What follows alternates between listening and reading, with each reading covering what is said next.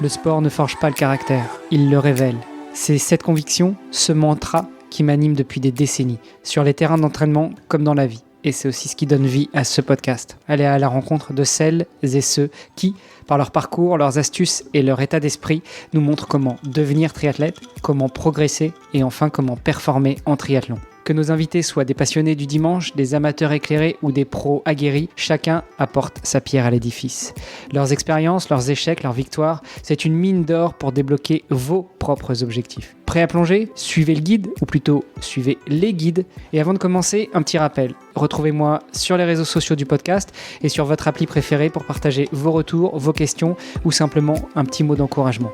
Tout est aussi sur devenirtriathlète.com. Les ressources de l'épisode, les bios des invités et bien plus pour booster votre pratique. Bonne écoute et surtout, bon entraînement. Salut les sportifs, c'est Hermano et je suis très heureux de prendre la main aujourd'hui sur le podcast de Théo, à savoir le podcast Swim Smart. Peut-être que vous me connaissez déjà parce que j'ai déjà eu la chance d'être interviewé chez Théo. Il s'était déplacé chez moi à Luxembourg. On avait enregistré dans ce studio que j'avais monté pour un client. D'ailleurs, si le son est pas très bon, c'est la faute de Théo. Il n'a pas bien fait ses réglages, c'est pas de la mienne. Moi, j'avais fait ce qu'il fallait dans le studio. Il m'a proposé pendant ses congés de prendre temporairement la main sur son podcast et je suis très heureux aujourd'hui de faire un épisode où je ne vais pas être tout seul. Je vais inviter une personne que j'ai déjà eue dans mon propre podcast, qui est Devenir triathlète. Je suis très heureux de tendre le micro à Sarah Mahalège. Salut Sarah. Bonjour Hermano, bonjour à tous. Comment tu vas ? Écoute, très bien, très bien. En cette période estivale, tout roule. Et toi ? Fais pas la timide parce que en fait, juste avant que tu appuies sur le bouton enregistrer, déjà t'étais pas toute rouge. Ensuite, tu parlais avec une voix beaucoup plus énergique. Là, je te sens. Bonjour Hermano, bonjour tout le monde. Vas-y Sarah, vas-y, affirme-toi. Bonjour à tous, ça va très bien. Enchantée. Bon, tu me disais en off que là, on enregistre. T'es sur les bancs de la fac, c'est ça ? Ouais, les bancs de la fac de la natation et du water polo. Je suis sur les bancs de la fac du Cercle des nageurs depuis Marseille. Bon, sur un podcast qui parle de natation, normalement les gens connaissent, mais bon, ça peut arriver que ce ne soit pas le cas. Donc peut-être que tu peux nous en dire plus sur ce le Cercle des nageurs de Marseille, le CNM. Ouais, je sais pas pourquoi je pensais au CNP, mais non, le CNM, comme le Cercle des nageurs de Marseille. Je vais y arriver. Oui, du coup, donc le Cercle, c'est un club privé en fait de natation qui est ouvert à tous sous réserve de pouvoir financièrement répondre à l'appel, mais en plus d'être un club où on est plusieurs membres à pouvoir donc du coup nager au quotidien, on a aussi en fait donc des sportifs, des élites, autant en natation que en water polo, qui sont de renommée mondiale, et dont notamment pour ceux qui connaissent la grande époque, le club a vu passer des Fabien Gillot, des Florent Manodou. Et j'en passe, Marie Vatel qui récemment a fait des superbes courses au championnat d'Europe. On a eu Léon Marchand qui s'est entraîné un petit peu également là juste avant les championnats d'Europe. On a eu ce privilège de l'avoir dans le bassin. Donc voilà, vraiment un lieu historique, fief de la natation et du water polo. Ouais, tu disais que le club est ouvert à tout le monde à condition qu'on ait les moyens financiers de se l'offrir. Il n'y a pas aussi une question de cooptation ? Il ne faut pas être coopté pour pouvoir intégrer le cercle ? Oui, aussi, également. Donc oui, c'est un club un peu fermé. C'est pour un peu créer l'exclusivité. C'est un lieu assez atypique et qui veulent préserver. Donc voilà, l'accès est pas possible pour tout le monde.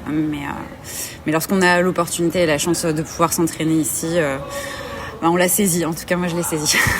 Tu dis c'est un club, c'est quoi ? C'est juste un club dans lequel on va faire des entraînements ou c'est plus que ça ? Enfin, il n'y a pas qu'une piscine au cercle. Il y a 3 piscines. Je vais faire des envieux là. Je pense qu'il y en a pas mal qui vont vouloir venir ensuite. On a 3 piscines, on a une salle de sport qui se trouve juste au-dessus, et on a des infrastructures. Il y a aussi de quoi se restaurer. Donc c'est vraiment un club comme un peu un country club, on va dire, clairement. Donc où les gens aussi se rassemblent, se rencontrent. C'est un réel lieu de vie quoi finalement, où tout le monde peut venir autant prendre un bain de soleil, comme s'entraîner sérieusement et durement, comme pouvoir jouer aux cartes autour de la table à 16h pour faire une partie de contrée, quoi. T'as aussi des espaces pour bosser ou c'est pas, enfin pas forcément coworking, mais des endroits où tu peux te poser, tu peux bosser tranquillement au-delà de ces magnifiques gradins dans lesquels tu enregistres l'épisode aujourd'hui? Oui, on n'a pas d'espace de coworking. En effet, c'est pas non plus un lieu de travail à proprement parler, mais en effet, on a un self qui, notamment le matin ou en début d'après-midi, est assez calme et où on est plusieurs à travailler depuis cet espace. Donc oui, c'est aussi sympa de travailler à vue mer. Et toi, comment t'as fait pour intégrer ce CNM, le Cercle des nageurs de Marseille? Alors moi, par la voie classique de membre, c'est-à-dire je ne suis pas du tout athlète de haut niveau, donc parce qu'en effet, donc dès lors que vous avez un certain niveau en natation ou en polo, vous pouvez être recruté par le biais du club directement. Mais sinon, si vous êtes une personne lambda comme moi, du coup, on cotise. Moi, j'habite à Marseille depuis quand même assez longtemps, donc je connaissais des personnes qui étaient membres, donc j'ai pu être cooptée. Et puis, du coup, j'ai fait l'échec et puis j'ai pu rentrer juste après le Covid, où au final, ça a été une année où il y avait eu pas mal d'ouverture de places disponibles. Donc j'ai pu rentrer directement sans trop de difficultés. Et je ne regrette pas parce que avant ça, j'étais une habituée des bassins municipaux. Et à Marseille, c'est très compliqué. Honnêtement, de s'entraîner, de nager à Marseille, c'est difficile. Beaucoup de piscines sont régulièrement fermées, les horaires sont pas tenus à jour. Donc ça va que j'aime beaucoup l'eau libre et que je nage beaucoup en mer. Mais quand on veut structurer ses entraînements, on a besoin de passer dans le bassin. Et j'avoue qu'en pesant le pour et le contre après le Covid, ayant l'opportunité d'être parrainée, je me suis dit allez, je fonce et je regrette pas du tout parce que la preuve en est, je suis tout le temps ici. Donc c'est vraiment ma deuxième maison. J'imagine que pour faire la comparaison avec les bassins publics, là les gens qui fréquentent le CNM savent quand même à peu près nager, enfin je veux dire en termes de règles, notamment dans le bassin, on nage à droite, on fait son virage, on repart sur la gauche, pour ceux qui viennent d'en face, mais en fait en gros on est toujours à droite, enfin des règles aussi simples que ça, quand on fait des palmes, des plaquettes, on essaie de pas taper sur les copains, on essaie de pas mélanger, on essaie de pas gueuler quand il y a des gens qui sont un peu plus lents devant, mais on les dépasse tranquillement, enfin ce genre de choses. Alors je jette pas l'opprobre du tout sur les bassins municipaux, enfin sur les bassins publics, au contraire il en faut et heureusement qu'il y en a, mais dans ce cercle-là, quand on y vient pour nager, j'imagine qu'on n'est pas trop embêté par un flux qui n'est pas celui auquel on pourrait s'attendre. Oui, totalement. Exactement. Il y a quand même des exceptions qui confirment la règle, toujours. Mais en soi, c'est quand même des gens qui sont habitués, soit qui ont un passé de nageur, soit qui ont pris des cours de natation depuis petit. Donc, en fait, oui, quasiment tout le monde est habitué aux règles de bienséance, le code de la route de la natation, quoi. Ce qui est un peu moins le cas, en effet, en piscine publique. Un peu plus dérangeant. On y vient pour nager seul, on y vient pour nager avec des potes, avec des collègues, ou on y vient aussi pour faire des entraînements structurés avec un entraîneur, ou est-ce qu'il y a des entraînements qui sont planifiés, qui sont prévus? Enfin, comment ça se passe? Non, alors en fait, donc il y a vraiment les groupes élites qui eux s'entraînent de leur côté, donc totalement à part des gens normaux comme toi et moi. Donc eux, oui, c'est structuré, ils ont leurs entraîneurs, leurs créneaux horaires sur les bassins. Et nous les petits du peuple, on s'entraîne donc soit en horaire libre. L'avantage ici, c'est qu'on a vraiment des plages horaires qui nous permettent de nous entraîner matin, midi, soir. Et vu qu'on a 3 piscines, forcément il y a le choix. Mais ensuite, c'est également possible donc de rejoindre. Moi, par exemple, je suis en master. Je pourrais très bien rejoindre le club des masters du CNM et donc m'entraîner avec leur entraîneur, avec comme si j'étais dans un club, comme j'étais avant moi à la SPTT de Marseille, donc avec des horaires et des entraînements structurés, des compétitions, etc. C'est aussi possible. Et pour les enfants, donc là, je ne veux pas dire de bêtises, je ne m'y connais pas totalement, mais je sais aussi qu'il y a des classes pour les enfants. Il y a des sélections qui se font à la rentrée, toujours en septembre. Ça, c'est peut-être bon à savoir pour les gens qui habitent à Marseille et qui voudraient mettre leur enfant à la natation. Il y a des phases de sélection pour les enfants. Et si les enfants sont sélectionnés, ils rentrent donc comme en club classique au CNM. Et du coup, ils ont des entraînements. Et là, pour le coup, c'est dérogatoire au fait d'être membre, puisque si vous avez passé les tests et que vous êtes accepté, au final, ils ne payent pas les droits d'entrée du CNM. Ils viennent vraiment s'entraîner comme dans une piscine publique, aux entraînements le lundi soir, le mercredi après à 14h et le vendredi soir, par exemple. Donc, il y a aussi cette possibilité-là. J'arrive pas à trouver d'école de natation pour mon petit bout de 6 ans. Bon, Luxembourg, c'est un peu pris, donc je me pose la question de peut-être faire des allers-retours toutes les semaines. Hein. Oui, Enfin, une fois par semaine, aller à Marseille pour le mettre à la piscine. Bon, c'est un luxe, mais... Un sacré luxe, franchement. Mais si tu peux te le permettre, puis tu te fais un petit plouf après en mer, c'est pas mal aussi. Bon, t'as dit à plusieurs reprises les gens normaux comme toi et moi. Non, si t'es sur le podcast, c'est que c'est pas tout à fait le cas pour toi. Et d'ailleurs, je t'ai pas encore laissé te présenter. On a quand même pas mal parlé du CNM aussi pour planter un peu le décor. Où est-ce que tu te trouves mais toi, Sarah, qui es-tu? Que fais-tu? Et pourquoi, à ton avis, je dis que tu n'es pas tout à fait quelqu'un de normal? Non, alors Hermano, je reste quelqu'un de normal. Je fais partie du commun des mortels, au sens où je suis comme les personnes qui vont nous écouter. Je travaille, j'ai un métier, je suis juriste en droit médical et pharmaceutique de formation et je suis passionnée de sport, je pense comme beaucoup d'auditeurs qui nous écouteront. Mais en effet, ma petite particularité, c'est que j'aime beaucoup les sports d'endurance, donc notamment le triathlon et la longueur, l'eau libre, les très longues distances. Et du coup, c'est vrai que je nage régulièrement des longues distances et j'aime bien partir sur du 10, 25, voire plus, puisque l'année dernière, j'ai réalisé 11h30 de nage, j'ai fait 35 km en mer. Et dans l'idée, j'aimerais bien ensuite pouvoir faire des traversées, donc notamment Gibraltar, mais surtout la Manche. Voilà, ça c'est mon gros objectif dans les années à venir, de pouvoir faire ce qu'on appelle l'enduroman, arc to arch, et donc réaliser un triathlon qui relie Londres à Paris, et donc avec la traversée de la Manche à la nage. Bon, pour l'enduroman et autres, on renvoie les auditeurs sur mon podcast qui s'appelle Devenir triathlète. On en a longuement parlé. Ouais, je voulais juste faire le parallèle. Toi, tu es carrément sur le détroit de Gibraltar. Moi, j'envisageais un détroit plutôt fin 2028, quand je finirai mon défi de traversée de 2 pays, genre de détroit de Messine, où je traverse de Messine jusqu'à la Sicile, enfin de la Calabre jusqu'à la Sicile, il y a 1500 mètres. Donc ça va, ça c'est faisable pour le commun des mortels. Gibraltar, c'est combien? Puis surtout, au-delà de la distance, c'est aussi super mouvementé. Oui, c'est pas énorme. Alors, peut-être que je dis des bêtises, faudra vérifier. Mais je crois que c'est 17 ou 20 km. Donc, c'est pas énorme au sens comparé aux distances sur lesquelles je vise à aller. La Manche, par exemple, c'est 32, sans les courants. Ouais, Gibraltar, c'est plus court. 70 quand même. Voilà, ouais. En fait, voilà, l'eau libre, la particularité, c'est qu'on a beau dire des distances, donc typiquement, je vous dis Gibraltar, 17 km, on est soumis aux contraintes de la nature et des courants. Et en effet, Gibraltar, c'est connu pour être un détroit où il y a énormément de courants.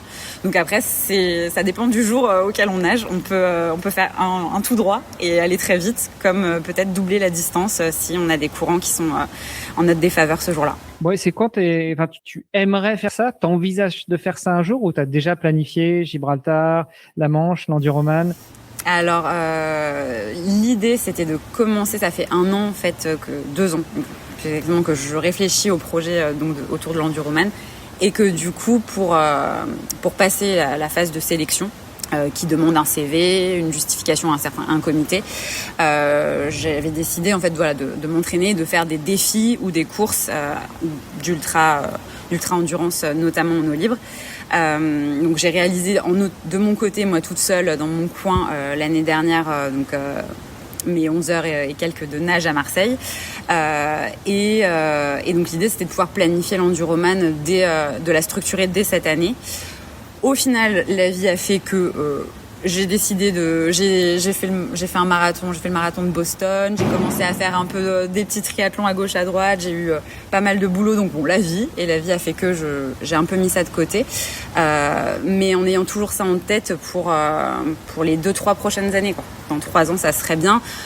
Et pour Gibraltar, ça peut se faire plus facilement en tout cas que le triathlon de l'extrême qu'est l'enduroman, parce que l'enduroman on est sur un coût conséquent, une organisation qui n'est pas anodine. Je dis pas que Gibraltar ce n'est rien, mais pour accéder à cette course-là, c'est quand même beaucoup plus simple. Donc j'avoue que ça, pour le coup, ça peut totalement être faisable dans l'année à venir, quoi. C'est quelque chose d'envisageable à moyen terme. on suivra ça, et moi en tout cas, et puis j'espère que les auditrices et les auditeurs de Swim Smart et de Devenir Triathlète suivront ça avec impatience. Je m'excuse déjà par avance, je me rends compte que j'ai oublié d'appuyer sur un bouton sur mon enregistreur, donc là il va y avoir un switch de son, de micro qui va être bien meilleur maintenant, après 20 minutes d'enregistrement. Bon bah voilà, c'est ça, c'est les aléas presque du direct, mais c'est la vie, hein. Ça n'enlève rien au discours de l'invité notamment. Donc là, tu t'es rapidement présenté. On sait que tu as un métier, comme beaucoup de gens, que tu n'es pas sportif de niveau, que tu fais des trucs de fou. Tu es plutôt une adepte des sports d'endurance. La natation, tu y es arrivée comment ? Je suis arrivée comment ? En fait, petite, nos parents, moi et mes sœurs, nous ont toujours habitués à faire beaucoup de sport. J'ai grandi en montagne, en station de ski. Et c'est culturel de faire beaucoup de sport. Donc, des sports de montagne notamment, principalement, vu qu'on a les pistes juste à côté. Et en fait, vers l'âge de 12-13 ans, j'ai voulu faire de la natation. Je me débrouillais bien en fait dans l'eau. Mon père est un ancien nageur de niveau national et il était poloiste aussi dans son pays. Mon père est originaire de Tunisie et il nous a transmis tous ces skills en natation, et c'est vrai que donc, je me débrouillais très très bien, j'avais pas mal d'aisance dans l'eau, et du coup tous les ans là, quand on doit choisir nos petits sports, quand nos parents nous le demandaient, il y a une année où j'ai dit j'aimerais bien me rentrer en club de natation.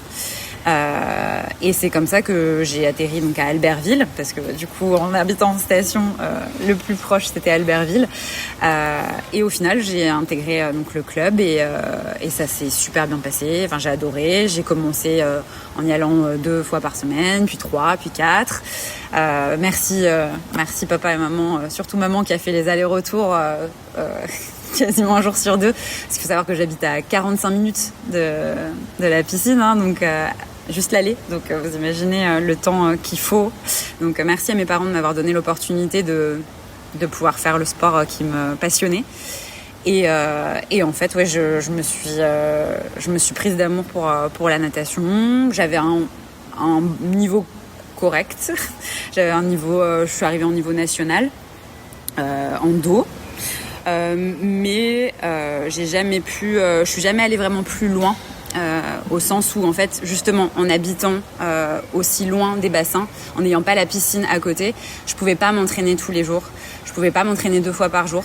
Structurellement, c'était pas l'environnement adéquat, et il aurait fallu en fait que je parte au collège ou au lycée en sport-études.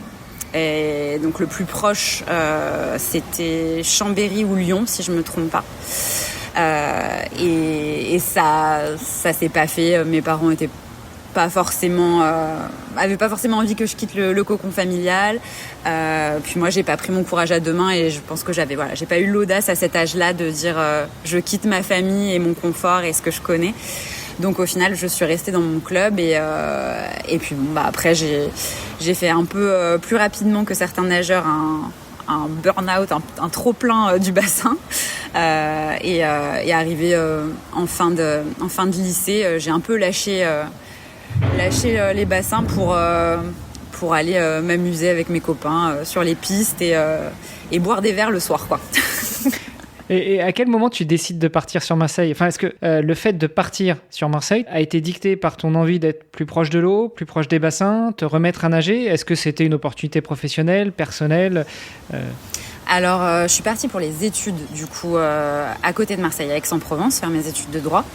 Je nageais plus, je voulais plus entendre parler des bassins.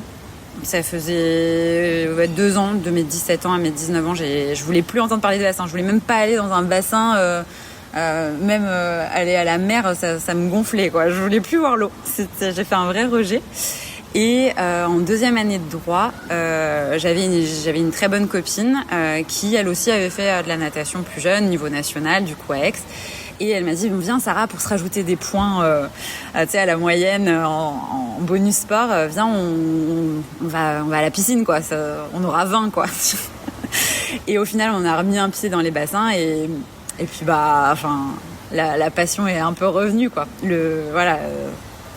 Finalement ça s'oublie pas, et ça reste finalement un élément où je me sens bien. Et le gros changement, là où vraiment j'ai réappris à adorer être dans l'eau, c'est quand mon ex-beau-père m'a initiée à l'eau libre en fait, parce que donc en bassin je reprenais un peu le goût à la natation, j'aimais beaucoup les entraînements structurés, reprendre un petit peu la compète, mais c'est vrai que j'avais plus le niveau, faire du 50, du 100 mètres, j'avais plus la caisse quoi, faut le dire, et puis j'avais plus envie, j'avais envie d'autre chose. Et en fait, on m'a initiée, donc on m'a dit non mais Sarah, viens, nous on nage en mer avec des collègues. Et c'est comme ça que je me suis dit allez go, je vais aller nager en mer pour voir. Au début, j'ai détesté ça parce que c'est pas les mêmes repères qu'en piscine. Un nageur de bassin, je pense vraiment, je connais aucun nageur de bassin qui vous dira qu'il apprécie foncièrement nager en mer. Tu vois, je m'inscris en faux. Alors moi, je suis pas nageur. J'ai appris la natation très tard, mais je m'en suis rendu compte encore cet été quand je suis passé faire un tour sur la Côte d'Azur voir mon père.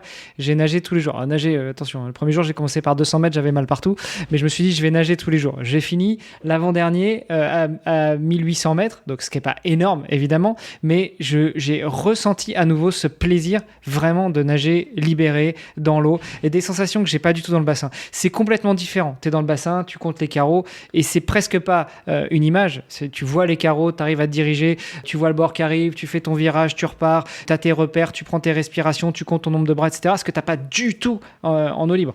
Donc c'est complètement différent. Mais je kiffe beaucoup plus l'eau libre que le bassin, quoi. Bon, je suis pas nageur de base. Ah non, mais c'est trop bien. C'est trop bien parce que souvent c'est plutôt l'inverse où en fait les nageurs de bassin vu qu'on n'a pas du tout les mêmes sensations en mer. Je parle surtout en mer parce qu'en lac ça peut être un peu différent. Même s'il il peut y avoir des courants, il peut y avoir des vagues en lac. Je veux pas. Franchement, le lac Léman, à mon avis, ça bouge. Mais je pense que la mer c'est encore différent. C'est encore un milieu peut-être plus hostile de par le fait qu'on peut. Il y a le large, il y a cette étendue de bleu inconnu sans avoir tout de suite la terre ferme, quoi. Le fait que ça soit de l'eau salée, donc on est certes plus porté qu'en piscine, mais au final, les appuis sont pas exactement les mêmes. Les courants, la respiration, elle se fait pas de la même façon. Il faut savoir s'orienter dans l'eau libre, que ce soit en mer ou en lac, mais c'est pas du tout la même chose qu'en bassin où, comme tu dis, tu comptes les carreaux, mais dans un bassin, tu suis ta ligne et tu te poses pas de questions, quoi.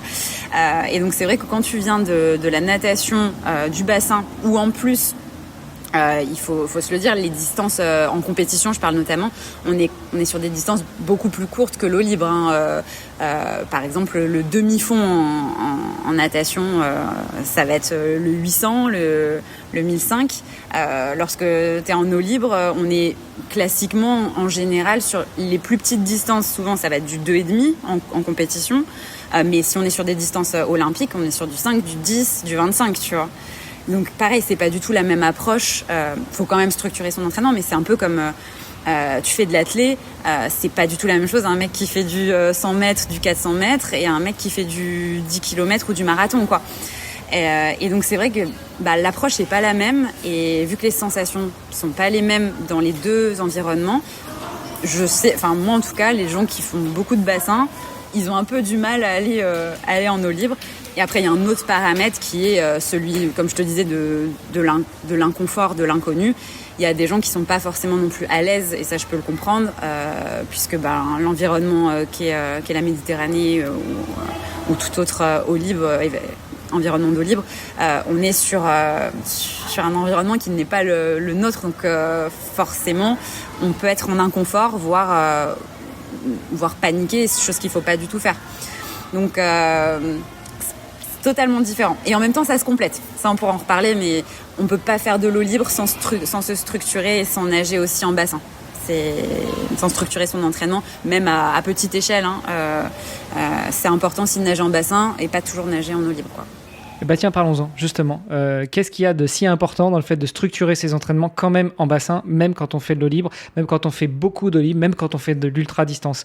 J'ai eu la chance, quand j'étais gamin, moi aussi, de faire pas mal de sport et que mes parents me laissent faire de la plongée sous-marine. Bon, sauf qu'en Normandie, il n'y a pas beaucoup de mer, donc on faisait la plongée sous-marine en piscine, on apprenait, on faisait des gestes, etc. Et puis après, on allait faire des plongées en mer. Je pense que là, la démarche est différente. Qu'est-ce que pour toi, pour en revenir à notre sujet, tu as besoin d'entraîner, d'apprendre, de structurer en bassin pour aller après faire de l'ultra-endurance en eau libre avec un environnement hostile, avec du courant, des vagues, la pluie, le soleil, l'eau salée. Qui dit eau salée dit aussi frottement, brûlure et autres, parce que tu as quand même beaucoup moins en bassin quand même. Ah oui, ça c'est sûr. Alors déjà, dans un premier temps, on revient sur le fait qu'en effet, il y a quand même beaucoup de personnes qui visent à découvrir l'eau libre ou faire de l'eau libre et qui n'ont pas de lac, comme tu le dis, ou qui n'habitent pas comme moi, juste à côté de la mer, qui n'ont pas ce privilège. Et pourtant, il faut bien s'entraîner. Donc déjà, de base, la piscine, c'est finalement la structure la plus pratique pour aller nager, mine de rien. Donc déjà, c'est beaucoup plus facile. Donc la plupart des gens vont aller s'entraîner en piscine. Quand bien même on a accès facilement à l'eau libre. En règle générale, lorsqu'on va nager en eau libre, on va nager. On va juste nager. C'est très rare. Alors peut-être que certains sportifs le font. Moi, je le fais un tout petit peu, mais beaucoup moins qu'en bassin.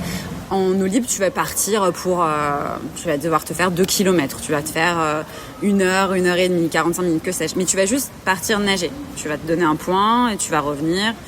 Mais tu vas pas construire une séance comme en bassin.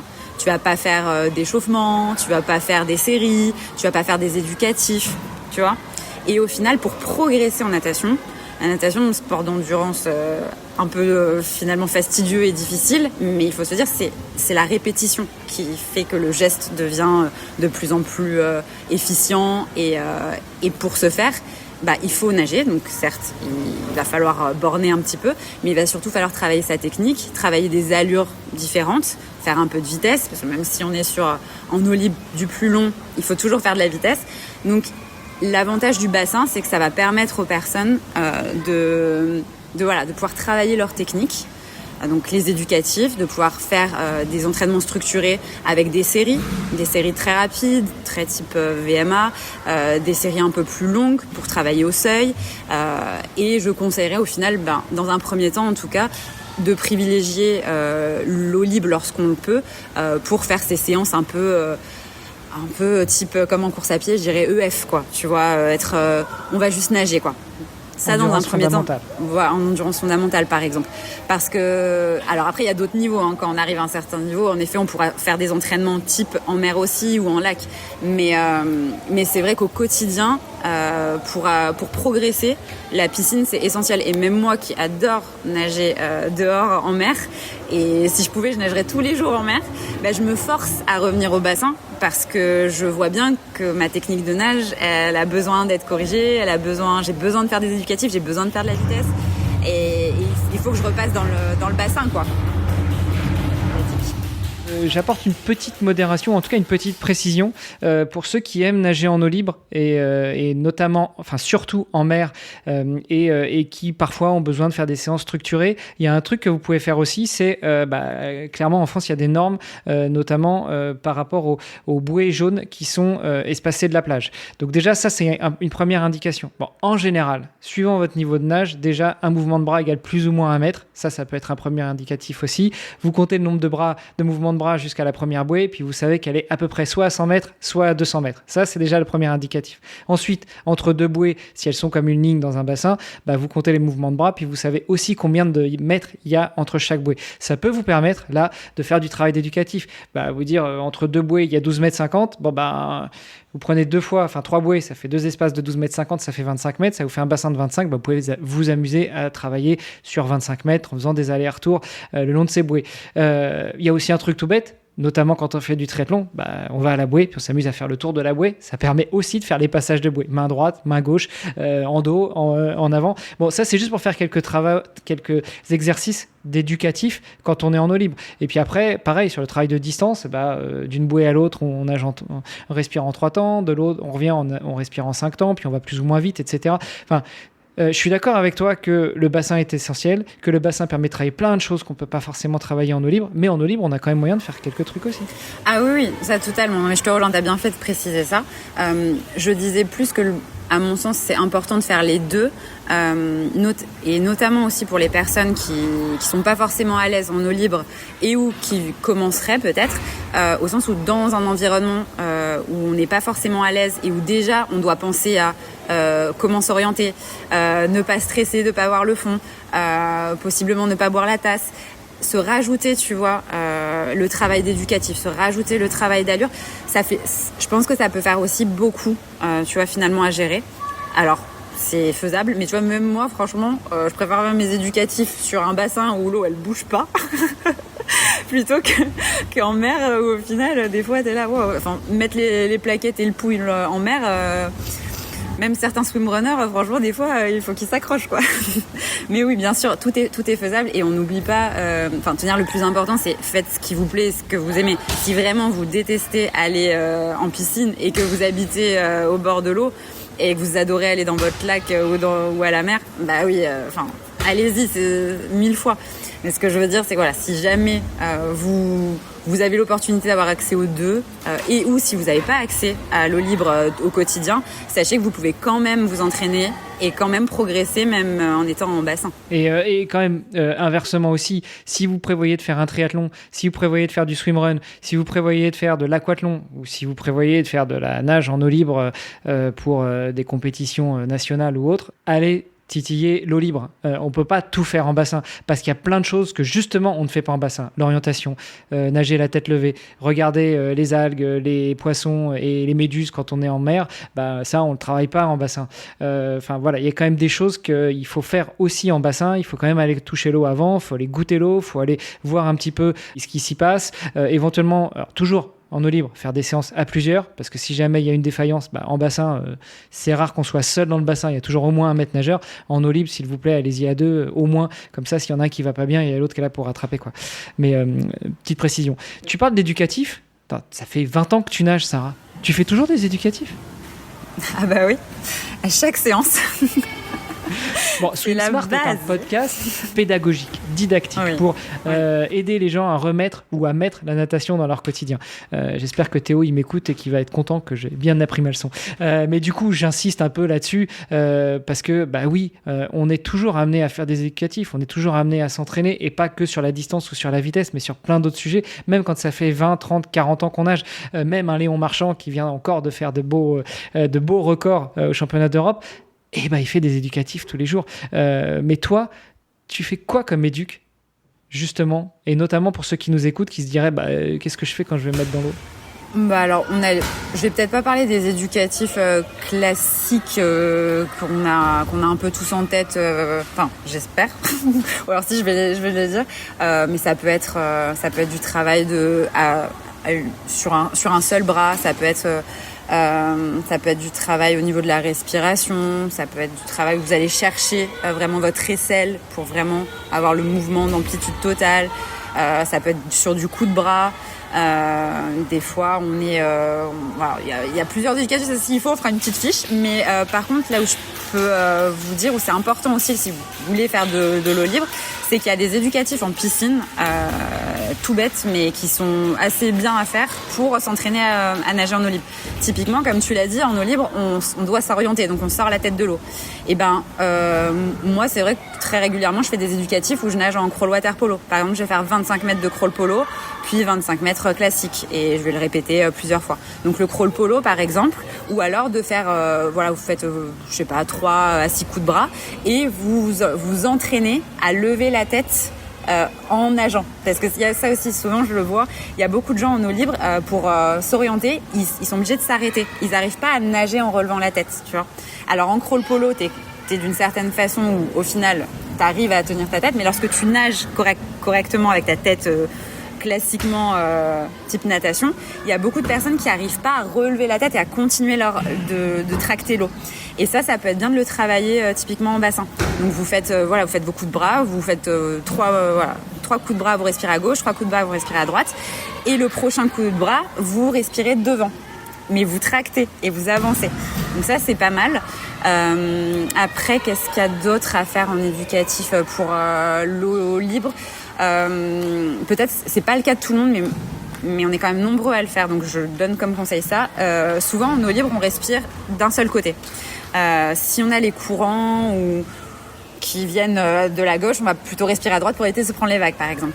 Et typiquement, ça peut créer des déséquilibres de toujours respirer du même côté, ou ça peut vous créer des petites douleurs, des petites tendinites, etc. Et typiquement, ça c'est bien de s'entraîner aussi en bassin, faire des éducatifs, 25 mètres en respirant que du côté gauche, 25 mètres en respirant que du côté droit.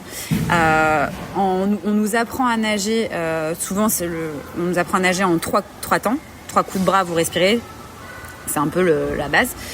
Typiquement, moi je vous dirais, apprenez aussi à nager en 2 temps pour l'eau libre, parce que il y en a qui nagent en 3 temps, mais en règle générale on nage en 2 temps en eau libre. Donc ça peut être intéressant de vous entraîner à nager du coup à respirer des 2 côtés et en augmentant votre vélocité, parce que typiquement aussi en mer et en eau libre de manière générale, on va tourner les bras un peu plus vite, de par aussi le fait que typiquement en mer on a l'eau, elle est vu qu'on est en eau salée, on tracte plus facilement l'eau qu'en piscine. Entraînez-vous en bassin à faire des travails de vélocité, à tourner les bras très très vite, parce que ça directement quand vous serez en mer notamment, vous allez voir que vous allez avoir plus de puissance et vous allez ramasser beaucoup plus d'eau, par exemple. Voilà, 2-3 éducs typo libre. Bon, intéressant. Pour revenir sur l'ultra, des nages de même 2005, 5000, 10 000, 25, comment tu t'alimentes ? Parce que quand tu nages en bassin, c'est simple, tu fais 50 mètres, 100 mètres, tu prends ta gourde, tu bois un verre, tu bois une gorgée. Même sur du plus long, à la limite, tu t'arrêtes après 2, 3, 4 kilomètres. Mais en eau libre, tu fais comment ? Alors, soit vous avez la Rolls des amis qui vous accompagne en kayak, en paddle, et qui vous fait le ravitaillement. Soit, pour le commun des mortels, là encore, la bouée. La bouée, et on fera le lien aussi avec ce que tu disais sur l'aspect sécurité. Votre bouée, en plus de vous permettre d'être reconnu par les bateaux, si vous avez le moindre pépin, de pouvoir vous poser un petit peu, dans votre bouée, vous mettez votre flasque d'eau et vous mettez vos petits gels ou vos ravitaillements. Et comme ça, tac.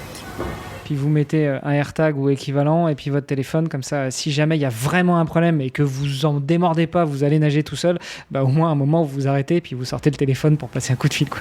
Ouais, ça, je sais pas si on peut sortir le téléphone aussi facilement, mais dans le cadre aussi de tout ce qui est prévention, oubliez surtout pas, en effet, comme le dit Armano, nagez pas tout seul, évitez, et si jamais vous allez quand même tout seul, faites en sorte de prévenir un ou plusieurs proches dès que vous partez nager, vraiment, et dites pour combien de temps vous en avez, avec une fourchette de 15-30 minutes plus ou moins. Comme ça, vous avez prévenu quelqu'un, et si 2 heures après, comme si vous avez dit que vous partez nager 1 heure et que 2 heures après, il n'y a personne qui a de nouvelles, voilà, c'est important aussi de prévenir vos proches. C'est un milieu hostile, l'eau libre, donc on fait pas n'importe quoi, et de préférence, comme l'a dit Armano, nager à plusieurs. Nager à plusieurs et la bouée. Franchement, prenez la bouée. Ça pèse rien, ça permet d'être visible et puis ça permet de poser plein de trucs dedans, la flasque d'eau, les barres ou autres, même une couverture de survie, parce que si vous vous retrouvez déporté, vous allez nager, vous sortez au port d'à côté, puis que d'un seul coup, comme on dit dans le Nord, le temps change et vous prenez une drache, en maillot de bain sous la flotte, alors Marseille ça va peut-être, il y a d'autres endroits où on a vite froid, donc une couverture de survie, ça pèse rien, ça coûte rien aussi, ça se met très bien dans une des poches de la bouée et allez-y avec ça, quoi. Toi, tu nages combien de fois par semaine, Sarah ? Dans les grands jours ou en ce moment ? En moyenne, tu fais sur 10 dernières années. En moyenne, je nage 5 fois par semaine. Tu splits comment les séances entre bassin et eau libre ? Est-ce que c'est à l'envie ? Est-ce que c'est au besoin ? Tu nous as dit plusieurs fois que si tu nageais que en eau libre, tu sentais que que ton mouvement, que tes sensations, que ta technique se dégradait. Donc, comment tu ajustes ça ? Si je suis pas dans une compète, si j'ai pas un objectif eau libre ou traversée, gros triathlon, que je fais du maintien ou juste pour le plaisir, là je vais faire comme tu l'as dit au début, au feeling, donc à l'envie. Si j'ai envie de faire que de l'eau libre, je vais que aller en mer pendant 1 mois, je fais que ça. Si j'ai envie un peu avec les copains le midi de me faire des 10 fois 100 et de me faire un peu mal, je vais le faire, mais sans trop y réfléchir, tu vois, ça sera à la sensation, à ce que j'ai envie de faire le jour J. Par contre, quand j'ai une échéance, comme par exemple l'année dernière je m'étais fixée, je voulais nager, à la base c'était 42 km, donc j'ai fait un peu moins, mais l'objectif c'était 42 bornes. Là, clairement, on n'y va pas comme ça. Enfin, il fallait que je structure l'entraînement. Donc, j'avais un coach.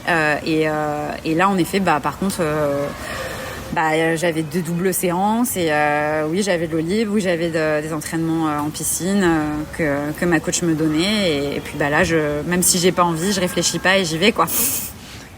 Et comment tu structures justement tes entraînements, que ce soit seul ou avec ton coach ? Tu veux dire le corps de séance ou de manière globale, ou plutôt la semaine, c'est quoi exactement ? Ouais, globalement, tu te réveilles demain matin, tu dis bon ça y est, c'est bon, je suis parti, je veux aller sur mon objectif, traverser du détroit de Gibraltar avec une 20aine de kilomètres si tout va bien, 40 s'il y a beaucoup de courant ou si le temps est dégueulasse, ou si tu dois éviter un ferry, parce qu'en général c'est ceux qui sont prioritaires sur les nageurs quand même. Donc comment tu structures ? Déjà je vais avoir 2 temps si tu veux, parce que je prends vraiment en compte la partie prépa spécifique à l'échéance qui pour moi demande un certain laps de temps. Typiquement pour Gibraltar, je te dirais qu'il me faudrait 8 à 12 semaines de prépa spécifique où là je vais avoir vraiment des entraînements en fonction de cette distance-là. Parce que par exemple pour préparer un 17 km, je vais pas nager autant ou de la même façon que pour un 35, tu vois. Un 35, on va être vraiment sur, comme un peu en course à pied pour un marathon, je vais faire de la distance. Versus un 17, un 10, 17, 20, où là c'est un peu plus rapide pour moi. Je vais avoir un peu plus de vitesse dans mes entraînements, tu vois. Donc ça va être vraiment la phase de prépa pure pour l'objectif. Donc 8-12 semaines. Et par contre, en amont, je vais d'abord aussi faire des gros blocs. Tu vois, là, par exemple, je nage plus trop. Je fais juste des 1000 mètres comme ça là en mer. Je sais qu'avant, si par exemple Gibraltar, je me le fixais, tu vois, je te dis n'importe quoi, mais si je me le fixais pour décembre, donc j'évaluerais ce temps de prépa spécifique. Et avant ça, donc là par exemple en septembre, tu vois, je me remettrais à nager un peu plus quotidiennement, à restructurer sans faire 8 entraînements semaine et nager 20 bornes semaine, tu vois. Mais je reviendrai à par exemple un rythme de je ferais peut-être 3 entraînements de natation en bassin où je nagerais entre 3 et 4 bornes avec l'échauffement, le corps de séance, les éducs, la récup. Et je me ferais peut-être 2 séances en mer ou le contraire, tu vois. Pour remettre un peu de volume, pour reprendre un peu les sensations, avant d'attaquer vraiment la prépa spécifique, où là, on fera du travail pur pour l'objectif. Et ça, tu pré-structures toute seule ou tu structures tout avec ton ou ta coach ?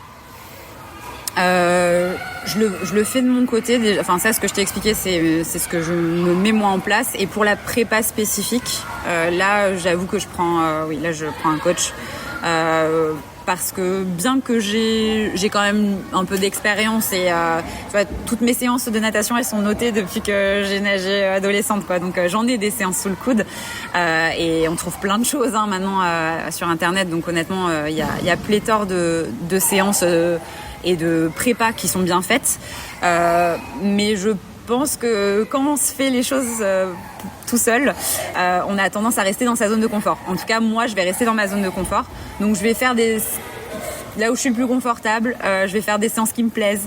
Je vais pas me mettre en difficulté. Le coach, il s'en fiche de ça, donc il va me repousser dans mes retranchements, il va me faire travailler des choses que j'ai pas l'habitude, et c'est comme ça qu'on progresse aussi. Donc moi j'ai pris le parti, par contre lorsque j'ai une compétition importante, parce que pareil, tu vois, par exemple là, j'ai quelques triathlons à venir, là je fais pas de prépa spécifique là-dessus, c'est pas très grave, mais voilà, échéance type Détroit de Gibraltar ou Enduroman, là je sais qu'il me faut un coach, et au moins on va pouvoir travailler sur des zones où j'ai pas l'habitude d'aller. Je vais un peu sortir de ma zone de confort, et en plus de ça permet aussi de pas penser à ça. Tu vois, au final, quand tu arrives à un moment où tu nages beaucoup, et on le rappelle, on est amateur, donc on a aussi la vie pro, la vie perso, on a beaucoup de choses à penser. Moi, je vois vraiment la différence depuis que j'ai quelqu'un qui me donne mes séances et qui me coach. Ne plus avoir ça en tête et ça à structurer, ça à penser. J'ai juste à nager, quoi. Tu vois, tu prends la séance et je nage. C'est déjà pas mal, en fait. C'est clair.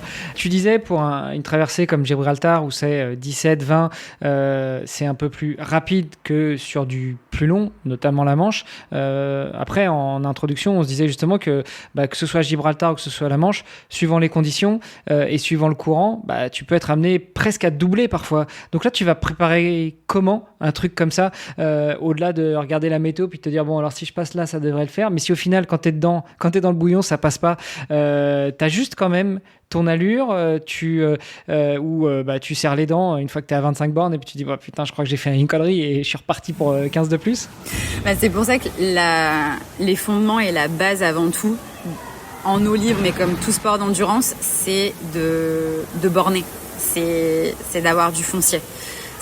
Ensuite c'est bien de travailler la vitesse, c'est important, mais typiquement comme tu le décris, si un 15 bornes se transforme en 30 bornes, si t'as pas ta base de foncier, donc si t'as pas les kilomètres encaissés, si ton corps il sait pas comment réagir au-dessus d'une certaine distance, ça risque d'être compliqué.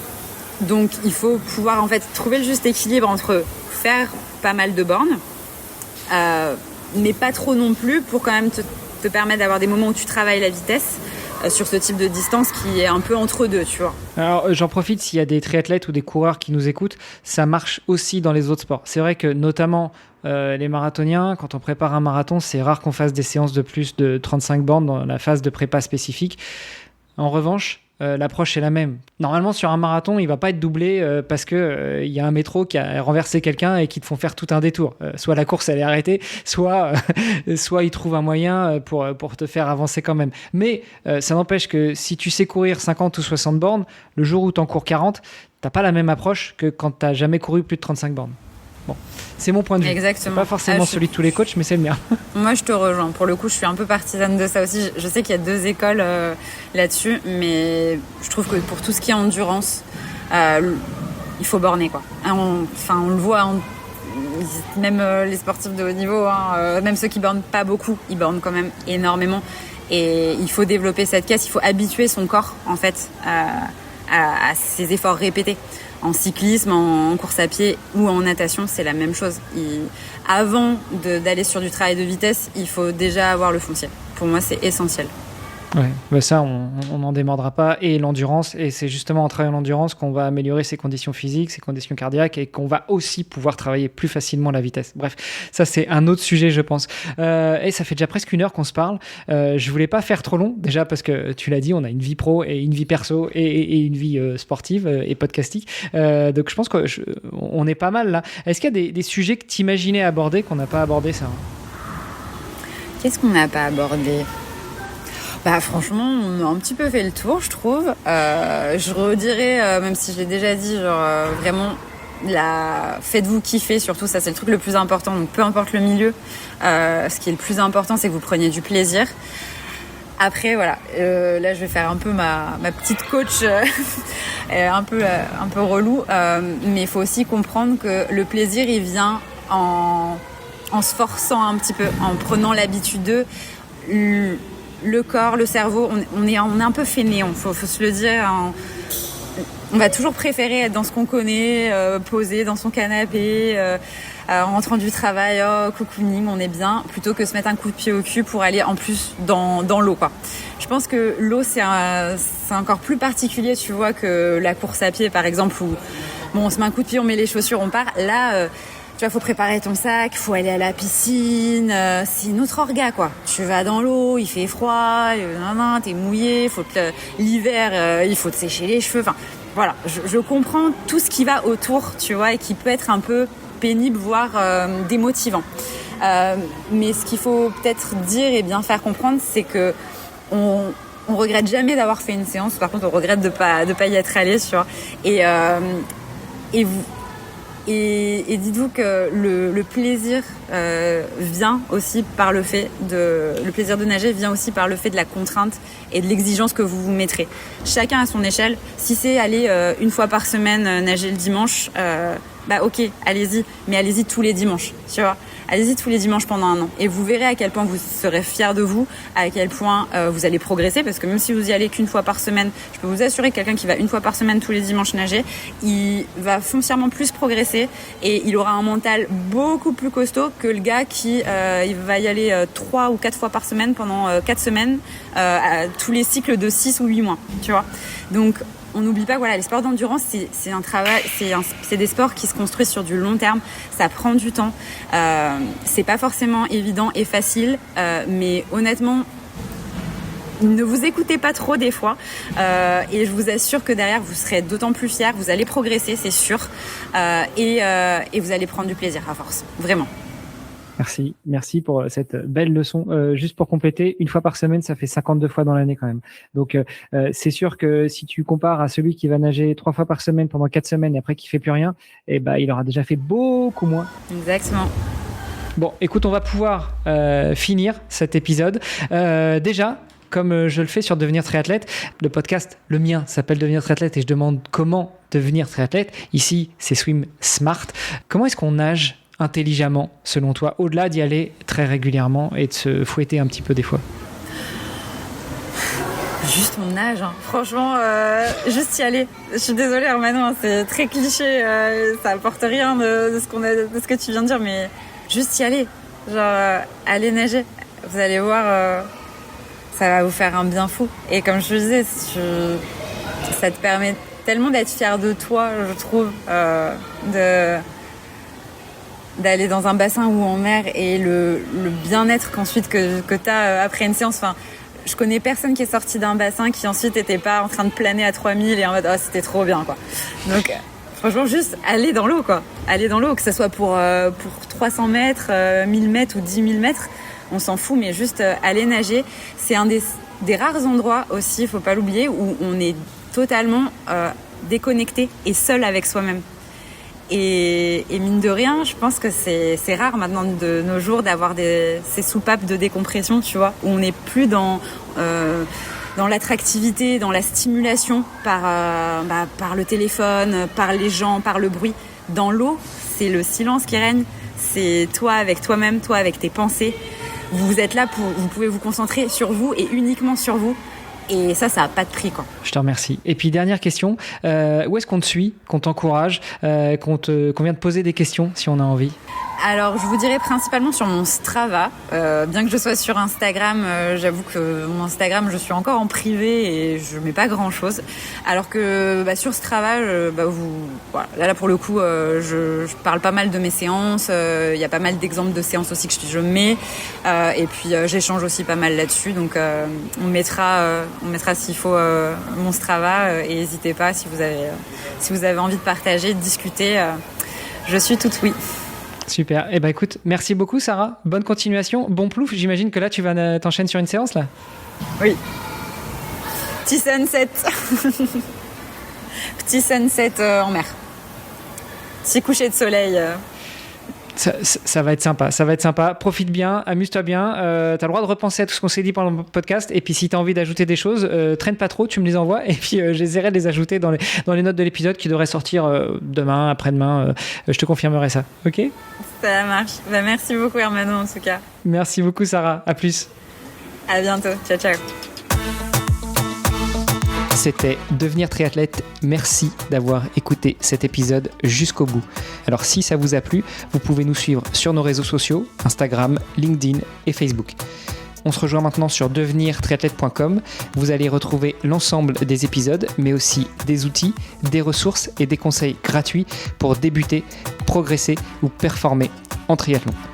Si vous avez une idée d'invité, n'hésitez pas à nous envoyer un petit message. Alors, n'hésitez pas, on se retrouve tout de suite sur devenirtriathlète.com. Salut les sportifs!